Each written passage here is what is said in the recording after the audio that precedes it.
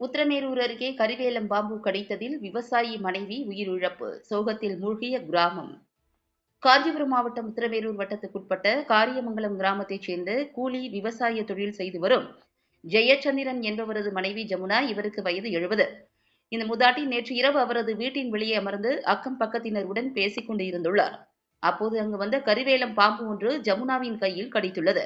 இதனை பார்த்த அவரது உறவினர்கள் மற்றும் அக்கம் பக்கத்தினர் மூதாட்டி ஜமுனாவை உத்திரமேரூர் அரசு மருத்துவமனைக்கு கொண்டு சென்றனர். அங்கு அவருக்கு முதல் உதவி சிகிச்சை அளிக்கப்பட்டு மேல் சிகிச்சைக்காக செங்கல்பட்டு அரசு மருத்துவமனைக்கு அனுப்பி வைத்தனர். அங்கு அவர் தீவிர சிகிச்சை பிரிவில் அனுமதிக்கப்பட்டு சிகிச்சை பெற்று வந்த நிலையில் சிகிச்சை பலனின்றி இன்று பரிதாபமாக உயிரிழந்தார். இதுகுறித்த புகாரின் பேரில் உத்திரமேரூர் போலீசார் வழக்கு பதிவு செய்து விசாரணை மேற்கொண்டு வருகின்றனர். வீட்டு வாசலில் அமர்ந்திருந்த மூதாட்டி பாம்பு கடித்து உயிரிழந்த சம்பவம் அப்பகுதியில் பெரும் சோகத்தை ஏற்படுத்தியுள்ளது.